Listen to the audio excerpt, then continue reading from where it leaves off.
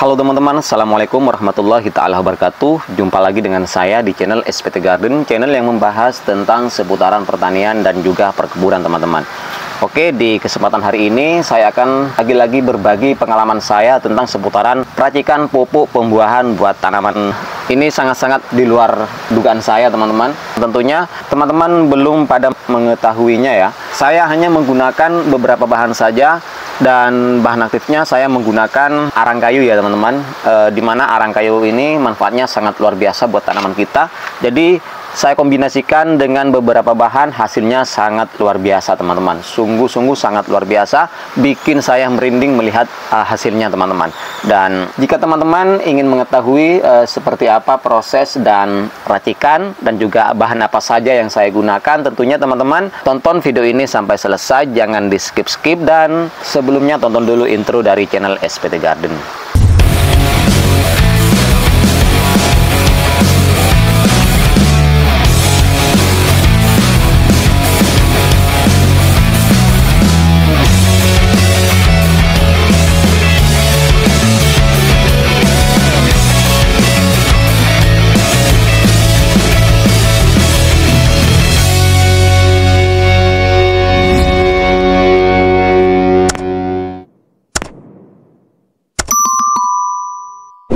Oke teman-teman, langsung saja ya.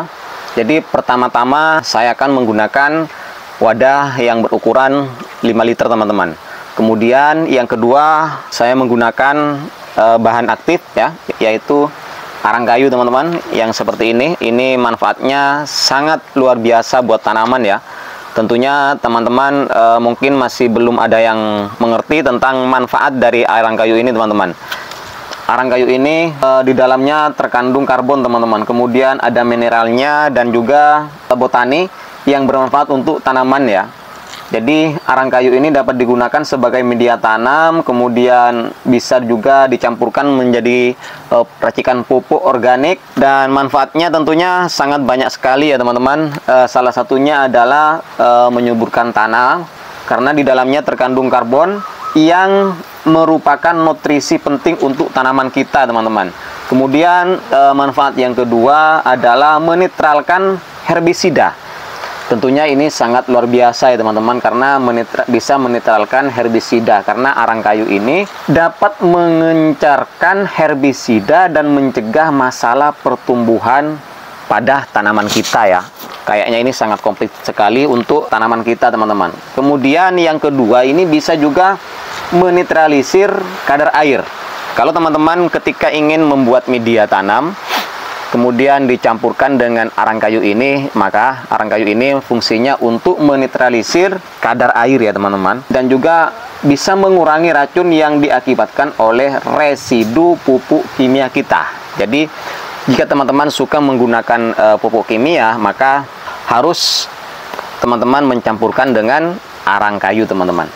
Dan yang keempat, arang kayu ini juga bermanfaat untuk ventilasi udara, yang mana memiliki tujuan atau jutaan rongga halus sehingga udara ini bisa keluar masuk secara bebas dari arang kayu ini. Jadi banyak sekali manfaatnya ya teman-teman. Juga bisa tempat berkembangnya biak mikroorganisme, kemudian bahan baku bokasi. Ini sangat luar biasa manfaatnya, apalagi bisa dikombinasikan dengan beberapa bahan yang akan saya jadikan satuan racikan pupuk yang sangat luar biasa. Oke, langsung saja ya teman-teman. Di sini pertama-tama saya akan masukkan air cucian beras ya teman-teman. Air cucian beras ini sebanyak 1,5 liter teman-teman. Nah, kita masukkan seperti ini. Air cucian berasnya sebanyak 1,5 liter ya. Nah, seperti ini ya teman-teman. Dan air cucian beras ini saya sudah fermentasi kurang lebih 3 hari 3 malam teman-teman, biar lebih manjur. Oke. Kemudian yang kedua, di sini saya masukkan ini teman-teman.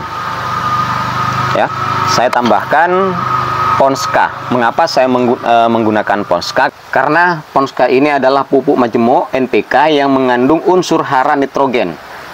Ada fosfornya, ada kaliumnya, ada sulfurnya juga. Ini sudah terdapat di dalam Ponska ini teman-teman.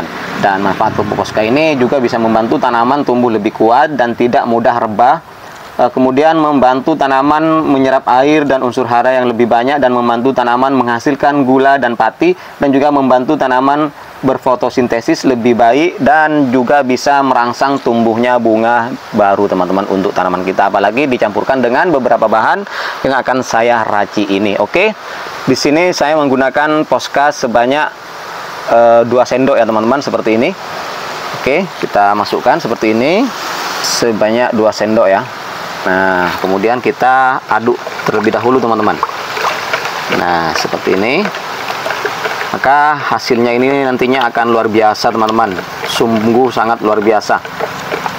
Oke, setelah kita aduk seperti ini, kita masukkan satu bahan lagi, yaitu adalah mecin. Nah, mecin ini jenis apa saja teman-teman bisa menggunakan, baik itu Sasa, Ajinomoto. Yang penting mecin teman-teman, atau MSG, cukup menggunakan 1 sendok ya, jangan banyak-banyak biar tidak overdosis buat tanaman. Cukup menggunakan 1 sendok saja. Nah, kita campurkan. Oke, setelah kita campurkan seperti ini, kita aduk. Nah, kita masukkan arang kayu, tetapi ini kita perlu dihaluskan ya teman-teman. Di sini saya sudah siapkan cobek ya untuk menghaluskan arang kayu ini. Nah, seperti ini biar halus ya teman-teman. Oke, sini saya hanya menggunakan 2 genggam teman-teman.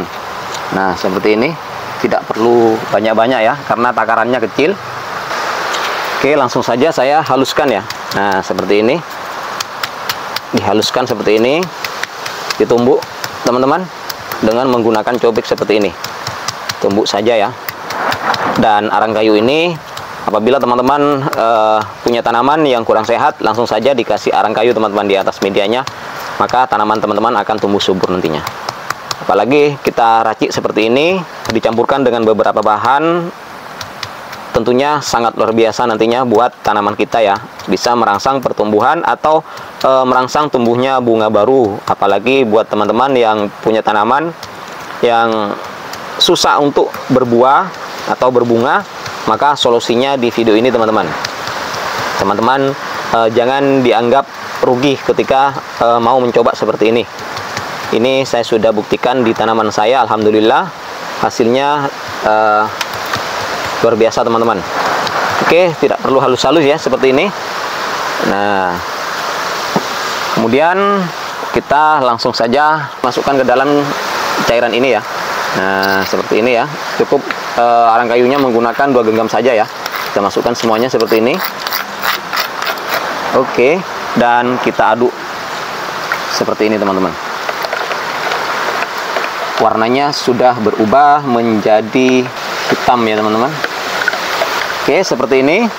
Dan ini tidak boleh langsung kita gunakan ya teman-teman, tetapi kita perlu fermentasi terlebih dahulu, kurang lebih 3 hari 3 malam teman-teman. Tidak boleh langsung digunakan ya, tapi perlu difermentasi 3 hari 3 malam terlebih dahulu. Dan caranya kita masukkan lagi ke dalam botol seperti ini. Botol yang tadi kita masukkan. Oke, kemudian masukkan seperti ini teman-teman. Nah, kita masukkan seperti ini ke dalam botol yang tadi ya.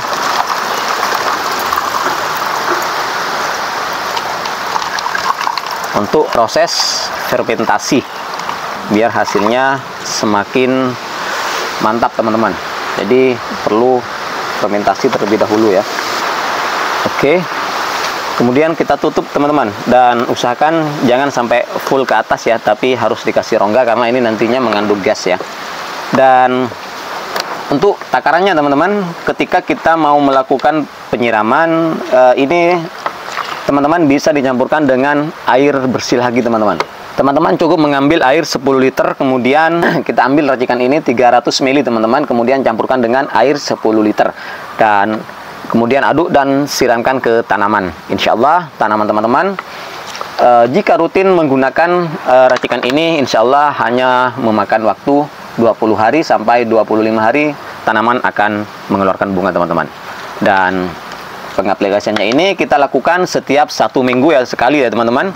Dan kita coba 3 pengaplikasian, insya Allah tanaman sudah akan mengeluarkan bunga.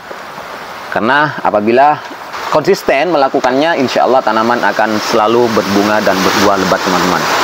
Oke, saya akhiri sampai di sini dulu. Assalamualaikum warahmatullahi taala wabarakatuh.